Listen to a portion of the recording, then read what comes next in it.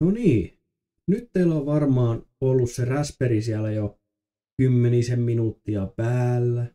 Eli siinä on USB-virta liitetty ja siihen on liitetty myös se Ethernet-kaapeli. Ja se Ethernet-kaapeli on tietenkin kiinni teidän lähiverkossa. No, nyt pitäisi tietää se IP-osoite, missä se laite on. Niin jos te laittaisitte näytön siihen Raspberryin, niin siellä pitäisi näkyä se IP-osoite, mutta me ollaan sen verran laiskoja, että ei me jakseta semmosia säädellä sinne. Et me tehdään kaikki tietokoneelta ja ei mennä räpläämään sen Raspberryn kanssa yhtään.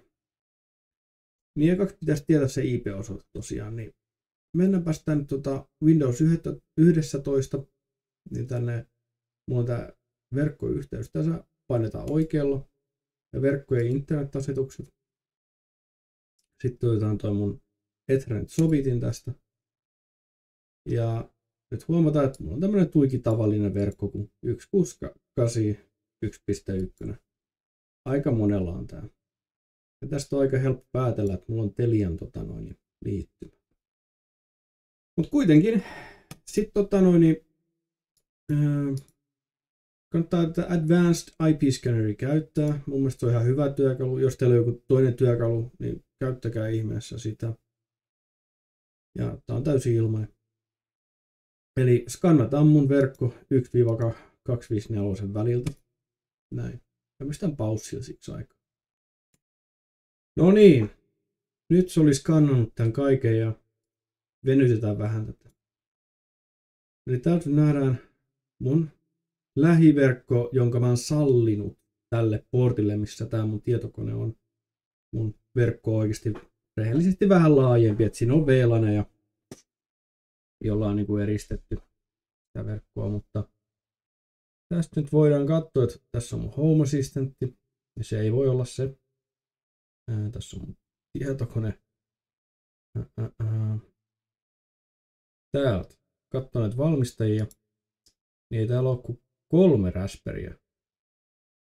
Eli täällä on yksi joku vanha Home Assistant. Mä luulen, että se on se yksi demoversio, mitä te käytettiin tuossa vuoden 2024 Raspberry-hommassa, kun tehtiin Home Assistanttia. Mutta tämä 56, niin se on varmasti se meidän Pi VPN. Ja nytten, kun me tiedetään, että se on tämä 198 tai 156 loppunen, niin se on jo tarpeeksi tietoa meille. Niin nytten kirjoitan sen tänne 1.2.168.1.1.56. Se taisi olla 56. Joo, 56. Noin, ja sitten avataan se. Ja SSH tietenkin. Sitä open.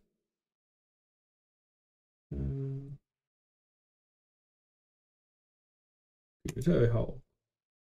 Nytten pitäisi tietää se meidän käyttäjätunnus, mikä siinä laitettiin. Eli se oli mun muistaakseni se admin. No, ja nyt mä laitoin sen salasanan sinne, ja tosiaan silloin kun kirjoittaa tähän sitä salasanaa, niin se ei näytä sitä. No niin, nyt me nähdään, että me ollaan tämän Raspberryn sisällä. Ja nyt ensimmäiseksi aletaan päivittämään tätä. Eli sudo apt update. Niin nyt se updateaa tämän kaiken. Mä pistän paussin siksi. Ja nyt kun se update on menty läpi, niin pistetään upgrade vielä. Upgrade. Miten se menikään? Ja sitten vielä kaikkiin kyllä. -y. Sudo apt upgrade ja sitten yes kaikkea. Kyllä. No ja mä pistän taas paussia. No niin, se asentui vihdoinkin. Siinä kesti muutama minuutti. Nyt menen tänne Pi-holein sivuille. Mä laitan sen linkin tonne alle. Ja otetaan tämä linkki tuolta ja asennetaan Pi-hole. Tämä kopioidaan, sitten painetaan oikealla tuosta ja dash. Mä en näe kyllä tuommoista osaa. Se otti aika paljon kaikkea.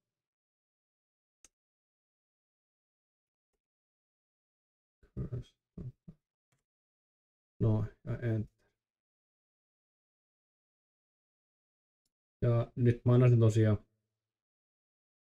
itse asentua tuossa noin.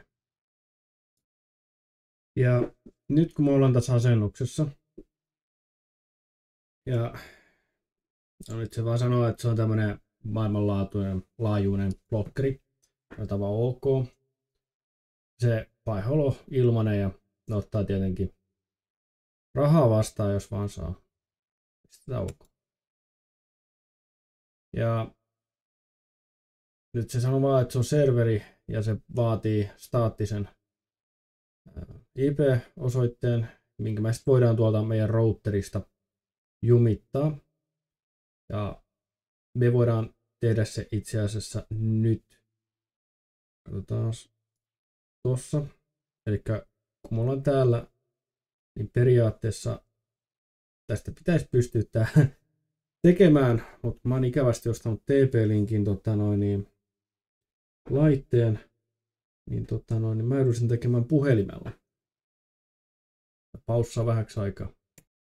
Mä nyt en pystynyt oikein näyttää sitä mun puhelimesta, mutta näissä uusissa TP-linkeissä on tosiaan se ongelma, että sitten kun on asentanut sen applikaation, niin se tämä selain-versio ei ole niin kattava enää.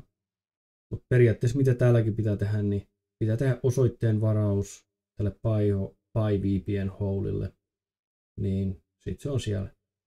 Ja mä oon sen jumittanut tänne 5.6. Ja sitten vedetään continue, kun kaikki on ok. Yes. Ja käytetään tuossa meidän DNS providerissa Cloudflarea. Se on aika hyvä. Tässä voisi tietenkin customia, tuossa TP-linkissäkin on semmoinen oma. Ja niin, mutta käytetään Cloudflarea. Saas nähdä, kuinka kauan mä käytän tätä TP-linkkiä. Ja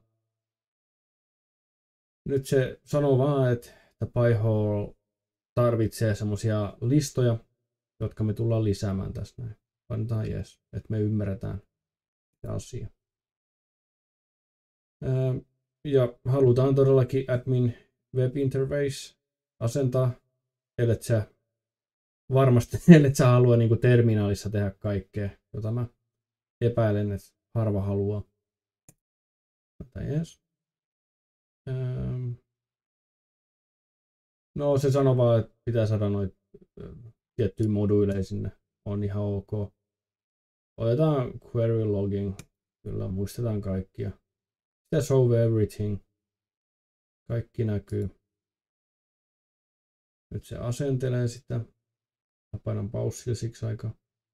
No niin, ja nyt se on asentunut. Eli mitä tästä näkee? No, tässä on se IP-osoite. Se me tiedetään jo.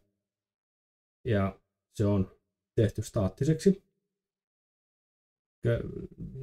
Se on erilainen kaikilla tämä routeri, niin voitte katsoa se routerin asennusohjeita ihan netistä.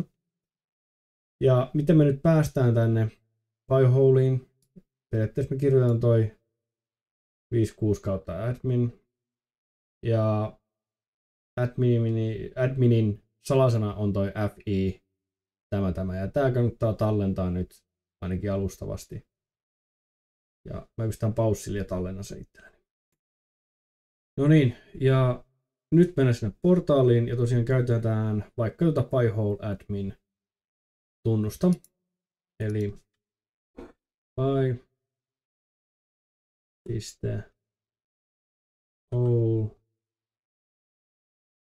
kautta admin. Tarvitaan http.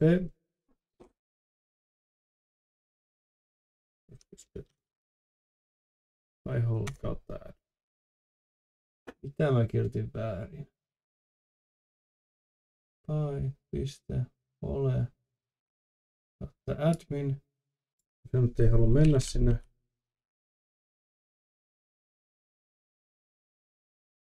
Mennään tällaisia. Tolla se sitten meni. Nytten se salasana. Mulla on täällä. Noin. Ja kirjoitan sisään. Ja jos te käytätte Bravea, niin voi tulla tämmöisiä ongelmia, ettei pääse välttämättä kirjoitus sisään, niin kannattaa muistaa ottaa tää pois päältä. Noin. Nyt mulla on päästy tänne sisälle ja seuraavassa videossa sitten katsotaan lisää tätä.